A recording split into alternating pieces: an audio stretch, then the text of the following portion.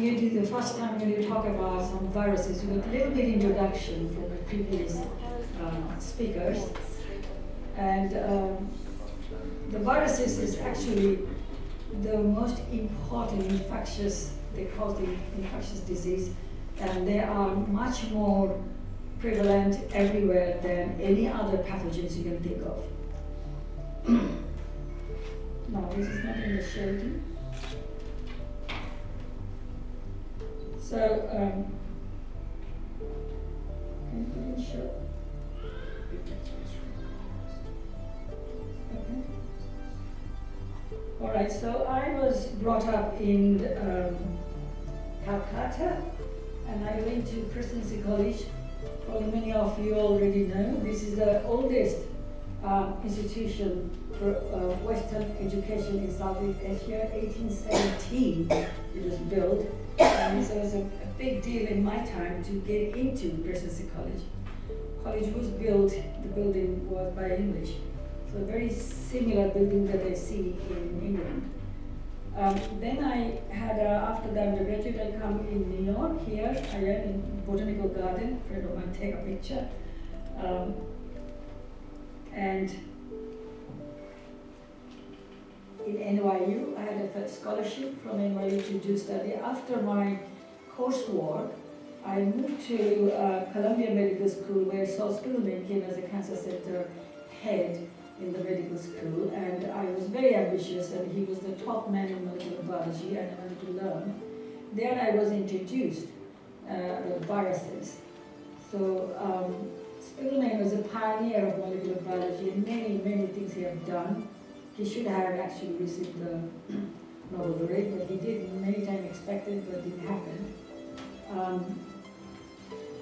He developed the nucleic acid hybridization technique that many of you still use, and PCR is one of them that has been developed because of that system that it was developed. And so I was introduced with RNA viruses. RNA viruses are diverse. As you can see, all different size and shape, and their molecules are not, their genomes are not DNA but RNA, single strand, double strand, segmented, all sorts of way they are organized. Within the capsid, and some of this capsid has another layer called envelope, which is actually to facilitate to enter into the cells with part of them made from the cellular membrane.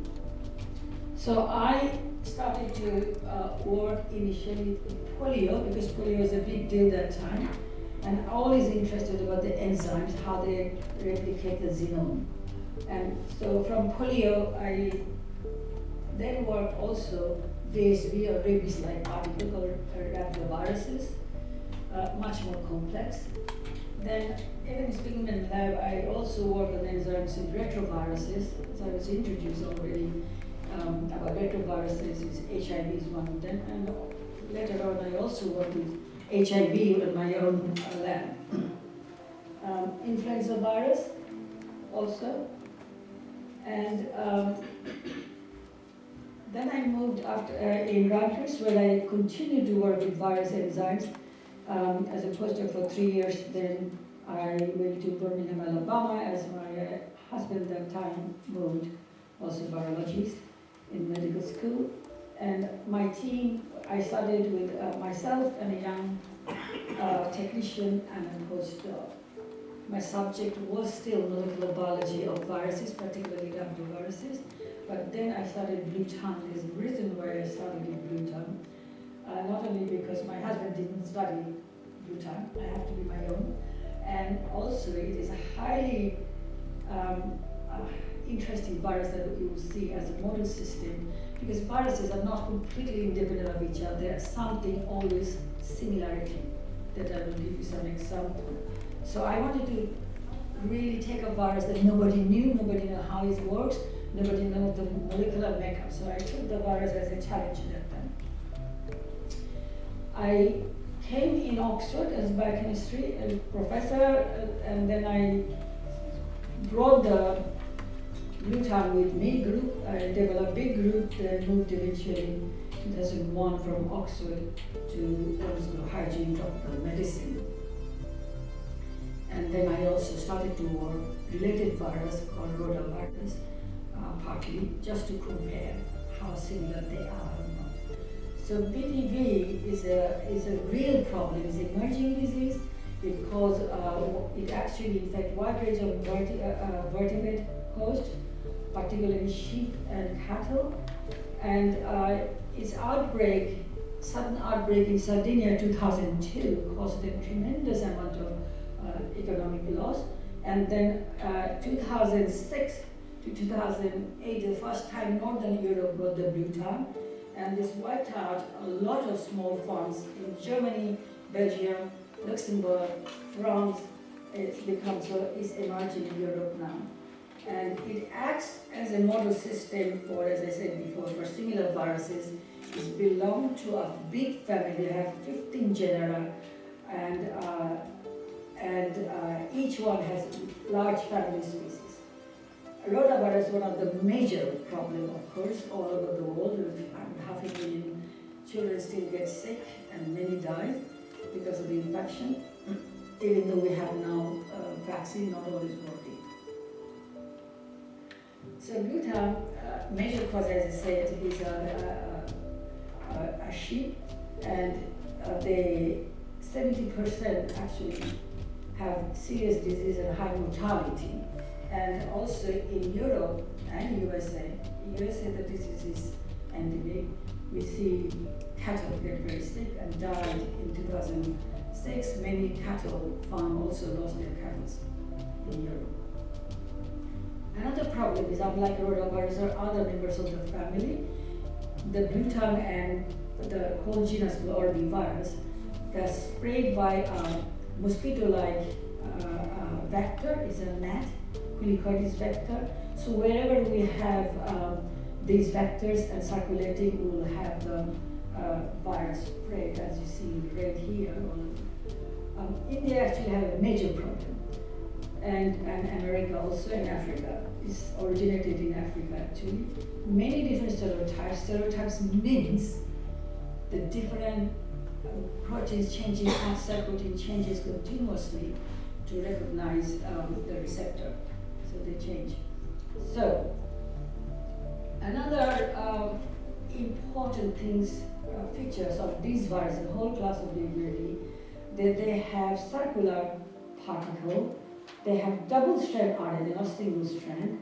The genome is segmented, as you can see here, 10, and they have structural protein, and each gene generally code one protein, but there are non-structural protein also encoded by other three genes. So that non-structural protein facilitates the virus infection in the host, but they don't come in the virus structure. So you can see the thick band here. These are the major protein. That means they are the one responsible to make the capsid. They have no envelope, so they don't facilitate easily fission with the cell membrane. But nevertheless, they cause tremendous disease. And they have these light things, these minor protein. They are the enzymes, but they are the most important one, responsible for gene replication. So what do I do? Immediately I tried to clone every gene in 80s. It's one of the, probably the first biggest one, clone and sequence completely by my group. We did with very few people. And we express every protein and try to understand who does what. For example, when we express those 4 proteins, one by one, together, separately, we find that we can make capsid with the one inner shell, double shell, and this is 2 other protein comes at the top of that. So this layer was 1990, the first idea of the virus-like particle, which became very popular because of the vaccine. It became very good because there's no enzyme, no gene, no threat of any infection. So, but for me, it was important to understand how these 3 layers are formed, how protein interact, and because it was easy to work without any virus. Also, at the same time, we do protein, recombinant protein, the first recombinant viral protein actually crystallized, and showing how the structures, these are inner proteins, capsid protein, very, very strongly conserved among all, so it has become a diagnostic tool. And then we also saw similar kind of fold in the rotavirus protein, exactly same way, rotavirus, they formed that. So very similar. At the same time, as we heard this morning, there's cryo-EM things, how big. We started very early this. First structure actually done in 1990. That when we first make the VLPs and virus together, but the inner layer, cold layer, but it is a whole virus particle 4-layer one, showing that how protein organized. It is just only 40 angstrom resolution, but you can still see trimer of one protein, easy to see, 3 molecule, and these are globular structure like. So 1992, and then as the technology developed further, we have another structure. You see now you can see much more better way how these two are sitting on this blue layer, another layer, both protein. This is the one sticking out of the surface, binds to the receptor, and surroundings are with them. In 2010, we got even better structure to show that exactly secondary structures of those two proteins were triskelion or spike protein, receptor binding, and the surrounding globular protein, also trimer. Knowledge of this. Layer is formed, extremely strict regulation. One little point of mutation, everything breaks down. Then VP7 comes one by one, 260 trimer sit on that. Then after that layer form, and exactly as the globular protein sees another 120 trimer. Once that is done, the exact precise position, the 60 trimer of the receptor binding. This is the one only changing all the time as the 527. It shows exactly how they are sticking every atom by atom. You can understand how they are organized. Why should they work as a receptor binding? How does it work? So, at the same time, we are doing, of course, a lot of biology at the same time, which tells us that structure-based mutagenesis allows us to understand what's happening. This is the monomer of this triskelion structure that binds to the receptor, goes to the membrane, and is detached itself. And how do they do that? It sends the cellular environment, pH, the endosome, pH 6.5, and then detach itself. And we found there is a zinc finger right here, and there's a metal center, CCCH. Any of the CCCH would be histidine, is only one histidine, which sends the pH, we think. But if we change the histidine position in different places, it's completely inert. Virus is dead. It shows here every mutation we make. We still have histidine, but cannot change it. The metal bind in the center is essential to keep the conformation right. And once we mutate, strip off metal or mutation, will no longer recombinant protein can sense the pH. So they are completely inert. So no longer virus can be. So it's a one. First example is the zinc finger is essential for virus entry. Play the major role. So once it goes in the inside the virus, it has to come out in order the second protein, the globular protein, to be functional. Unless that comes out, it cannot be functional. So why it's so? So we look into the structure and we see here there are 120 trimer of this, and it looks helical structure. If you look at the trimer itself, these globular separately, there are 19 helices of each monomer, very helical. And there is a coil-like structure. Sticking out is called dagger or something. This goes inside the next layer, hidden, because that is the dangerous one. Once it is released, it will kill the cells. That's why it stays inside the next layer. And if you look at the monomer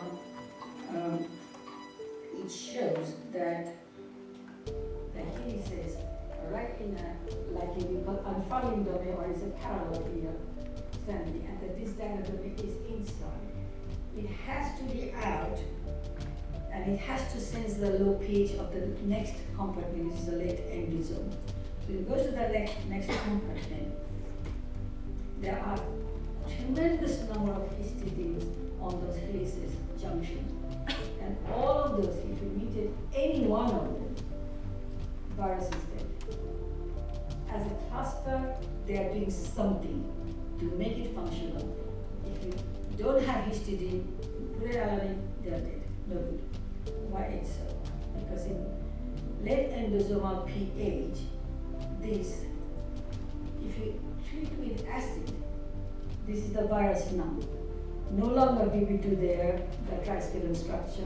It's only the BB5, the globular one, absolutely opened up like a barb-like structure, absolutely open up. And this is the one, because they don't have fission, they don't have lipid membrane, they have to have a different kind of mechanism. This one, go through the membrane, make the hole, allow the inner capsid to get out from there. That's the reason. So actually what happened, what we think is happening, is the virus is bind to the receptor. Once it binds, goes to the endosome, and in the endosome, early endosome, low pH, zinc finger triggers, satural conformation changes, and the whole protein comes out, degrades.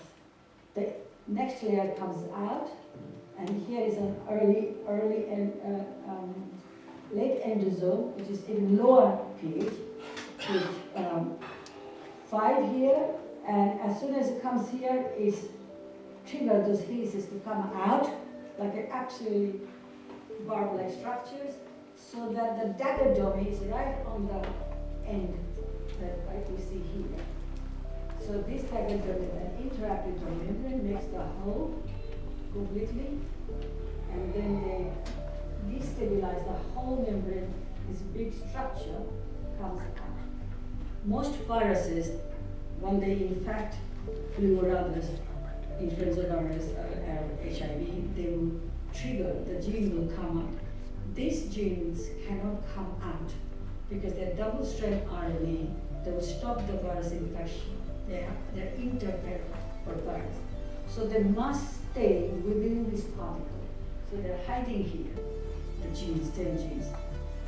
So if you look at the cross sections of the particle that come out in the cytoplasm, that's the one that I showed in pictures, is a BP3, BP7 layer core layer. Here are those 3 enzymes. So there is a double-strand RNA. They're intertwined. These are the one trigger the transcription, but how do they do that? So,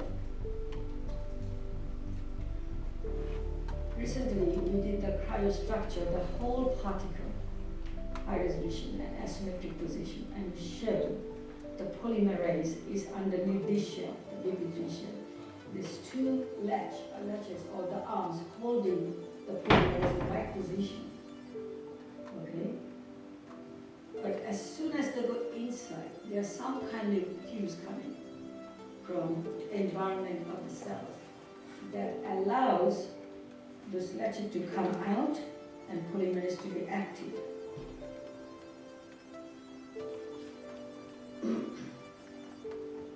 The polymerase itself is just similar like all of the polymerases.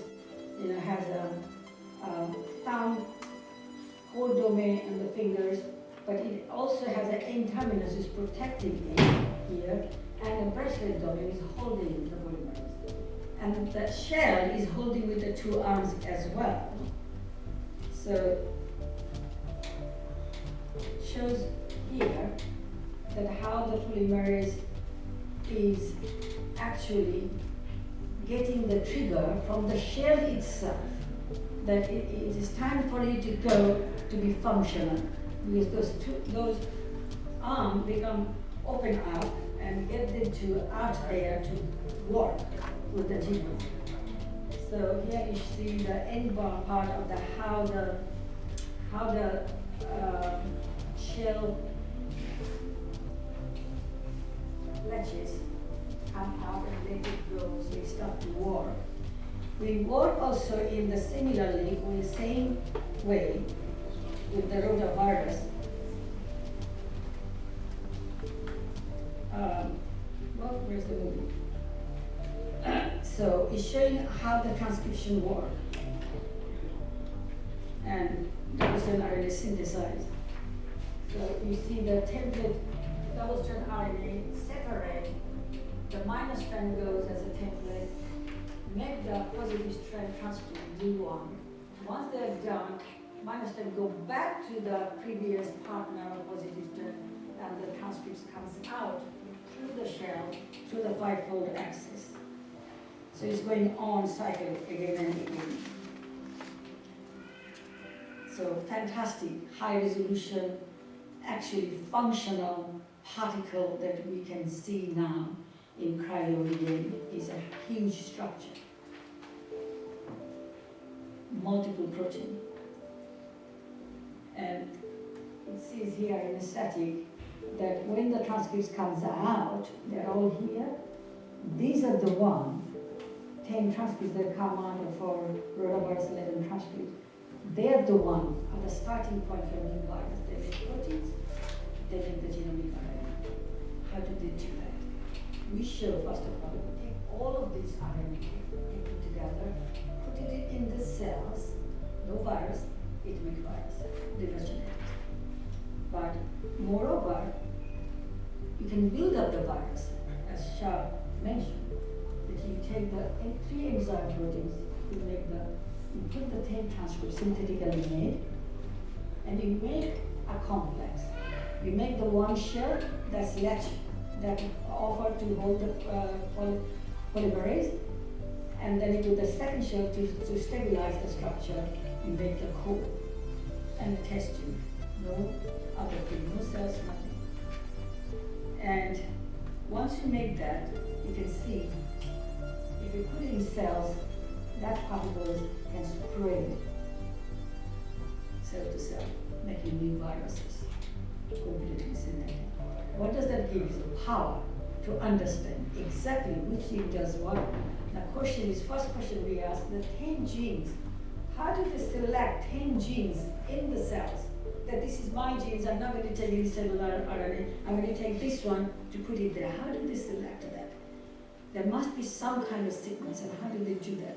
Because all the other viruses, you see the single genome, the splice, and they do work in a different protein, but it's not that. Each protein, each RNA is important. So we devise another way. So this tells us how to make it, how to address that. So we try to package RNA and -1 RNA. And what we find out, it cannot package if you don't have the smaller segments. You can package the rest of them with a larger one. So there must be some orchestrating things going on and some crosstalk between the smaller versus how they go. It looks like smaller has to come, then the medium size, then the largest size. What does that mean? It must be some kind of interaction going on to make a single molecule. Is that so? So we asked that question by developing another assay system, bead system, making beads with the small segments and try to pull down all the others. What we found out that S10 can only interact with the other small size RNA, and then that will interact with the medium size RNA, and then that will interact with the larger size RNA. This is chronologically we are doing that, and that is a very key thing for infection, because you have to make one molecule to get into. You cannot make, otherwise it will not work. So mathematically and bioinformatically, we wanted to study that, what is happening. But we found out that 3 smaller segments will interact with each other, and then the smallest one will pick them up. As soon as you pick them up, the interacting sites are changing. This is the interacting, 1 interacting, 2 interacting sites here, 2 residues. That hybridization, they have this interaction between the 2 segments. And then the 5 different sites, these 2 ones. And then as soon as S10 comes, the binding site between two different segments, they're all changing. Conformation changes. So the conformation changes here, conformation changes. Again, with the bigger one counts, conformation changes. Anything, if you make mutation between the interaction, there will be no packaging, no single molecule formation. In fact, we did introduce some mutation, 1 or 2 mutation. These are the virus plug. There is no plug element mutation. So, in summary, S10 is the one first fold as a proper structure, then it will recognize those other 3 segments, they also fold, then they recognize the other, and chronologically they make a single big molecule. That will be interacting with the packaging RNA BP6, then the polymerase and the capping enzyme, they interact with the single strand RNA, and the shell, there are 12 decamer coming and enclose that polymerase complex and RNA to protect them. Then the outer shell, BP7 on the code, will make a robust structure completely protected. So the whole idea of the shell is to protect them. These 2 shells, protect the inside. That's the key of life is there. So they have to be very strong in that inside. So what we also found out that this complex, if you add a single oligonucleotide that doesn't allow this interaction, RNA interaction, this here, you put 1 oligonucleotide, whole thing breaks down. No packaging, no infection. So, because I have the blue tongue, I could make the vaccine which is very larger. VLP vaccine, the reverse genetic-based vaccine, which is replication deficient but highly immunogenic and also for rotavirus. So, you can really address many things, and other people will copy the same work. So the horse disease, which is related to blue tongue, we make vaccine for sheep, many strains, and for cattle and rotavirus going on, and other big follow-on similar. Even influenza can follow the same thing that what we are doing. There are a lot of people working in my group, of course. You see the group pictures, 2013, my group had the reunion in Oxford, and many came, postdocs. Many people's work, actually I talked just very few things, but many people have contributed, and most importantly, many Asian in my lab, many Indian, as you see many even now, and then China, Taiwan, Japan contributed tremendously for many years, and Malaysia, Singapore, Eastern European, Russia, in addition, European, large numbers of European and American, of course. So there many are, I am grateful to many of these, my postdoc and students. They are highly talented, dedicated to science, and this is important for science. Unlike many people, my life is all the time from day one based on grants. And everyone work for me, I have to pay for everybody. Every single, some 100 and plus some people I have trained. All I have to pay, salary and raise fund. Current people that working and recently left. Only the work that I showed, these are the people that I showed the figures. They are collaborator, I have a fantastic collaborator, Hongzhao group in UCLA, and crystallographer in David Stewart's groups. We made many crystals of these different proteins I'll show you. There's a bioinformatics and mathematician is in York University, right on tour, working with us. And National Institute of Health still funding me, NIH, some 35 years. BBSRC, 30 years, European Commission, I had 11 grants, Wellcome Trust, Senior Investigator at the award. So without the grant, we cannot do anything. I never worked for government or any other charity, so only universities, so always have to fund Even if I want to buy a pen, I have to fund for myself. But I don't care because it is the challenge. They give you whether they can compete or not. So that's fine. Thank you very much.